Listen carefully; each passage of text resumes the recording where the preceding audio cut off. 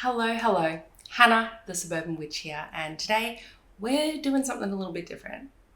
We're going to be talking about homesteading and hearth witchery, the differences and the similarities. What better place to do that than right here on my own couch in the center of my home as I fold my laundry.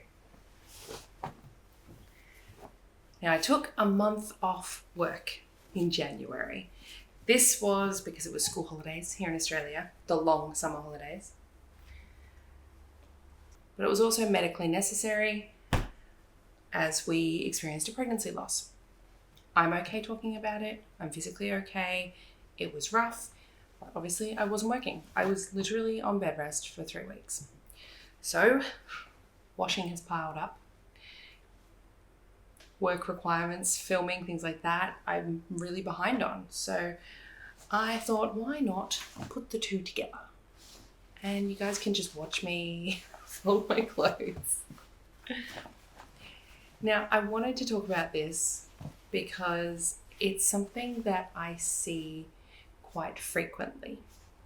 People who are into homesteading, if they come to the side of witchcraft, then they're interested in hearth witchery. It's a match made in heaven. Then we have people who are interested in hearth witchery who get into homesteading. Now, there is a slippery slope here, which is the alt-right Christian pathway that often mingles in with that homesteading vibe. We don't have that with hearth witchery. We definitely have that in the homesteading world. So let's go through a couple of little definitions. Hearth witchery. What is it? Hearth witchery is surrounding the hearth. Not a word we use frequently these days, but the hearth is basically, it used to be the brick or the ground just in front of the fireplace. Now, I live in Queensland. We do not have a fireplace. It's hot here. But we have an oven, and an oven serves a similar function. It's in the center of the home, in my kitchen just here, and that is what I would term the hearth. The center of the home, the place where the cooking is done, and where the magic is done. Now, these are like noisy ones to fold.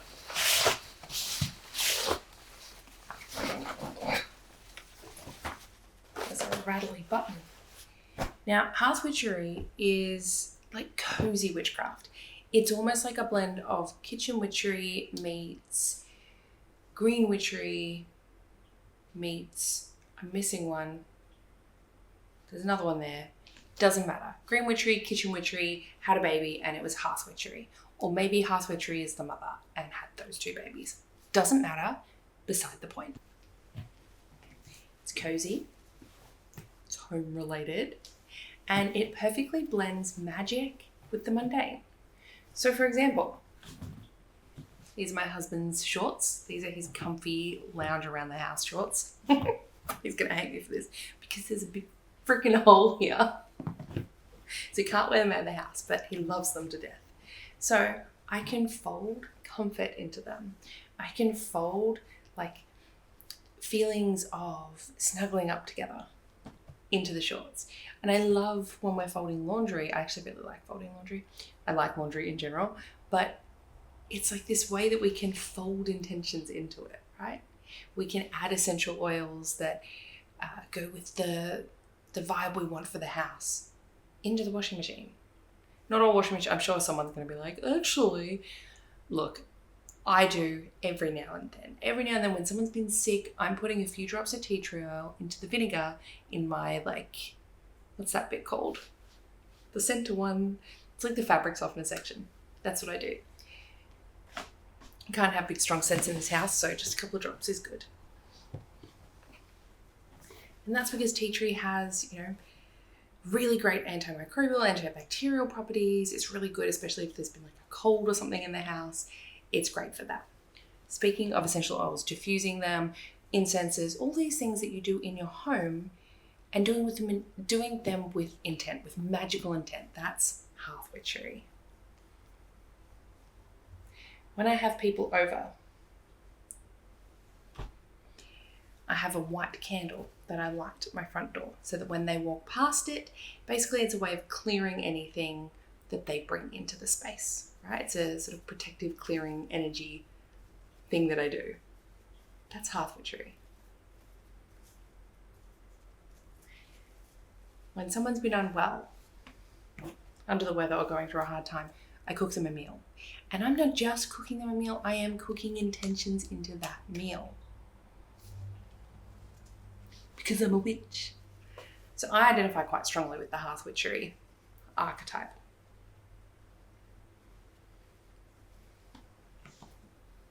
But what about homesteading? Well, I have called myself a hopeful homesteader for a very, very long time. What is homesteading? It's basically a lifestyle of self-sufficiency. Love that. I think that's wonderful. And people do it for lots of different reasons. Reason number one, they want to be more eco-friendly. And I think this aligns perfectly with that hearth witchery or any form of witchcraft and nature-based religion, right? You want to be more eco-friendly and more sustainable, which homesteading often is. Most things are made from scratch, grown from scratch. There is less packaging. There is less leaving to go to the store. Things are mended instead of bought new all the time and just chucked in the trash. So there's a really beautiful element there of sustainability and self-sufficiency. But there's also, unfortunately, in that world, it attracts people who prioritize gender normative roles and prioritize weirdly like the old-fashioned way of life, not because they're like, oh, this is really cool, I want to learn about it, or wow, maybe how we did it back then was less convenient but it's better for the planet, or maybe this is a way I can put more intention into things if I bake my own bread and I'm kneading it with all of the things that I want. No, there's people that do that because they're generally quite conservative, and Christian is a lot of the time what happens, and it's this traditional gender normative role. It's also a way of controlling people. If you're busy all the time baking bread, and if that is almost like applauded and what's that lady's name? Nara Smith, like it's kind of lifted up and glamorized, then you don't have time to do anything else, right? Because homesteading is a lot. There's a lot there. There is the ballerina girl. She was like a professional ballerina, and then her husband made her give that up so that she could, I can't remember her name. I'm not up with all the goss, but if you know that story, that's kind of the slippery slope I'm talking about. There's also a lot of homesteaders who homeschool, and that's a great way to control information if you're in a cult, so that your kids don't find out anything outside of them. But then, like, I'm drawn to homeschool because I have neurodivergent kids who are anxious and learn differently. And I want to be around them. So there's just this like weird crossover, but still a distinction between the two. So I'm going to share some hearth witchery tips with you and some homesteading tips with you today. Hearth witchery tip number one. Yesterday I had some bananas that were like, oh my goodness, they were so brown. They didn't have any more days left in them. I thought, I'm making banana bread. So I made banana bread. And before I started making it, because it's such a good opportunity, anytime you have to mix something, it's such a good opportunity for magic, especially mundane hearth witchery magic. So I started making it, and I'm thinking, okay, who needs help in the household? My husband's away at the moment. He's off for a week, so he's not going to eat it, so nothing about him. But my son has just started kinder, and it's been a tricky transition. Like he just wants mum, just wants cuddles with mum, does not want to leave. Which is, he knows how to get me. Pulls on my heartstrings. He'll get there. So I thought, okay, I'm going to help him with that. Thinking about it, I was like, all right, what do we put into banana bread? All right, we've got flour, we've got honey or maple syrup or golden syrup. I used golden syrup and maple syrup yesterday. What else? We've got either butter. I used Nuttall, which is a dairy-free alternative. I put in some chocolate chips and a few oats on top. Yes. And then I thought, okay, well, he needs a bit of strength right now. Banana bread is not usually what you think of when you think of strength, right? A strength potion, you don't go, oh, banana bread. But bananas are quite calming, right? Pretty sure they've got that what is it called? When you want to fall asleep and you take my brain's like, melanoma. Not melanoma. We don't take melanomas. You know the word. So that makes you sleepy. It's got something in that promotes that. So it calms you down. But there's also the sweetness. So we're going to sweeten the deal a little bit. And what I did was I actually took 2 tablespoons of flour out of my mix and I added 2 tablespoons of a plant-based protein powder, a chocolatey one. And I put that in instead. And I thought, okay, as I'm putting this in, this is for strength, right? Protein for strength. We're going to give him the strength to deal with this and we're going to sweeten the deal, right? We're going to bring make his day full of sweet, amazing things that are going to override the scary stuff, right? So we're sweetening the day, blessing the day. So I'm putting blessings into it, putting sweetness into it, putting strength into it. I made my banana bread, right? And then as I'm adding the ingredients, I'm thinking of that. And as I'm stirring it, I'm thinking that. And when I was squishing out the bananas, we're going to squash out the worries. We're going to squash out the fears, right? This is the kitchen witchery version of Hearth Witchery. So that's one example. Now, homesteading tip. Gosh, I've done a lot over the years. For a long time, when my husband and I first bought our first house, and we were planning our wedding. We had one child and we were on one income. I was not doing this yet. And it was really rough. It was rough. And so I was doing homesteading stuff basically out of necessity. Also a little bit out of boredom because going from full-time work where I'm a bit of a workaholic into mum life was a transition I needed to keep busy. So it was a great way to do that. I would buy, because we lived in a beautiful area with all farms and stuff, I would buy strawberries when they were we've got too many strawberries and we can't sell them. So I'd go and buy them and I'd just spend the entire, and it was so cheap and they were so good. But then I would spend a bunch of time, I would dehydrate them. I would make strawberry champagne. I made strawberry jam. I froze a bunch of strawberries. I made strawberry muffins, everything strawberry that I could. And I was making everything from scratch. And it was also building up my stores of things like dried strawberries, right?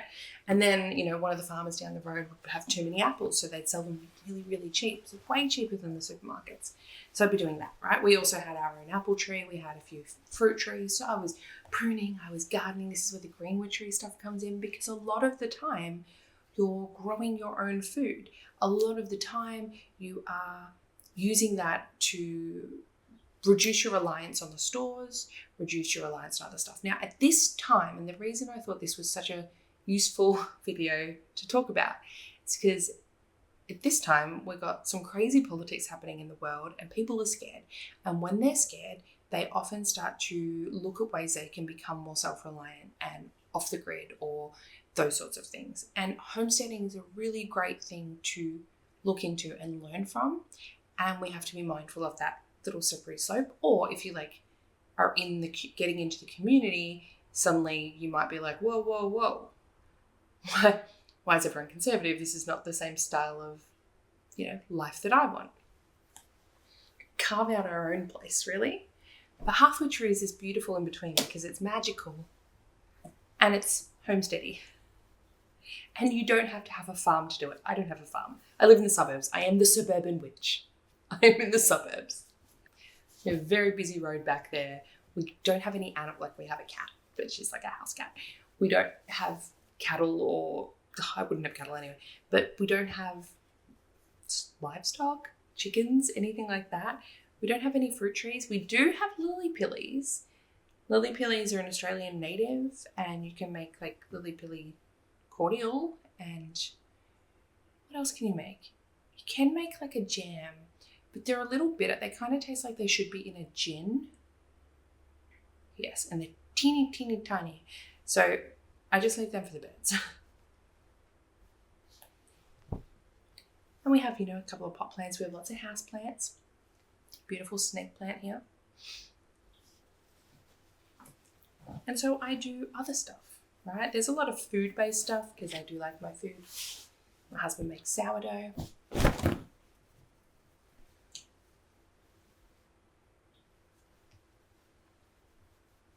But just basically think on what mundane tasks do you have to do all the time, every week, every day? And how do you make it witchier?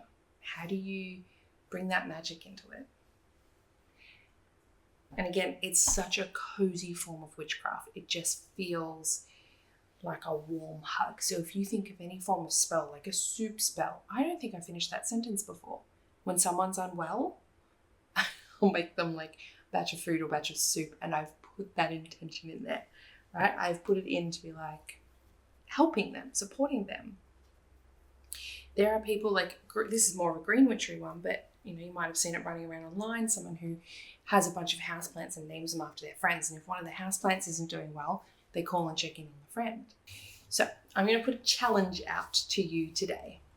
Find one thing that you can do that is homesteady in nature, and one thing that you can do that is hearth witchery in nature. In nature. Doesn't need to be outside in nature. I just mean as a vibe. And do it. Do it. Take this month to learn a new skill, whether that's baking bread, drying fruits and vegetables. Homemade sun-dried tomatoes are amazing. Highly recommend. Maybe you choose to start stone grinding your own flour, right? And there's so many, when you get into it, there's so many benefits to these really old techniques that people do, right? Buying wheat berries and grinding them yourself. Sounds crazy, but the health benefits are there, and I reckon there's a taste difference, but you won't know until you try it. Maybe you decide to grow carrots. Carrots are great. You can grow carrots at any time of year. Does not matter. So get a little pot, put some potting mix in, grow some carrots. And think about carrots as you do that. What are they related to? They're the color orange. Maybe these can be, for helping boost your creativity. They're teeny tiny seeds and they grow into these beautiful long things, but they spend a lot of that time in the dark. So maybe it is, helping your subconscious to foster creative ideas that you can utilize, putting your subconscious to work rather than trying to be outward with it all the time. There's so many ways you can do it. You can get peas. Peas are really good. You can carve or write on the side of the actual seed itself. That's a really great way to manifest stuff. Tea spells. Oh, I love me a tea spell. It's one of my favorite things. So just think things that are herbs related, food related, garden related, home related, even things like working with a deity like Hestia, for example, would be a hearth witchery vibed deity. Another new skill you could learn is making your own clothes. I have a really great podcast episode with Rachel Henderson. What even is this? How do I fold that? It's my husband's running stuff. I did this great episode with Rachel Henderson on craft witchery. We talked about little tips on things like putting sigils on your sewing machine as you're making things, or using specific colored pins for that item. It's so simple and so easy and so fun and clever. And that's what I love about this style of witchcraft. So let me know in the comments, what are you going to do? What are you going to try? Do you do any of this stuff already? Would you say that you're a hearth witch or a homesteader or a hopeful homesteader? I would absolutely love to hear it. One of the best ways you can help support this channel if you like my content is to literally like the video, to leave me a comment. I'm super social. I love hearing from you. Interact. It's so much fun. And share the video with someone that you think might enjoy it. If you like this different style of content where I'm doing something as I talk at you, please let me know. If you hate it and want me to go back to the other style, please also let me know. It's very helpful to hear your feedback on what you're enjoying. I also take content requests, so feel free to hit me up and let me know what you want to see. I'll also let you know that this month in the Suburban Witches Society, we're doing challenges. So we have challenges every month that align with the zodiac season of the time, right? So Aquarius one is about mindfully and intentionally decluttering your digital space. Then we've got Pisces season, which is a little bit more woo-woo and it's really, really fun. And then Aries season, everyone's going to hate me for that one, but it's going to be great, I promise. So every month there's a different challenge. They're totally optional. Join in or not. We've got, oh my gosh, there's like 40 plus resources, not including all the individual uncut behind the scenes podcast episodes that you can access. And as I often say, there is no wrong way to use the society. Like, you don't have to absorb everything immediately. You can take your time with it. The only wrong way to use it would be to not use it at all. So I hope to catch you in the society. Group calls on the first week of the month, first Friday of the month. Hopefully I'll see you there. In the meantime, have a lovely, cozy, Hearth Witchery style week. I'll chat to you next time.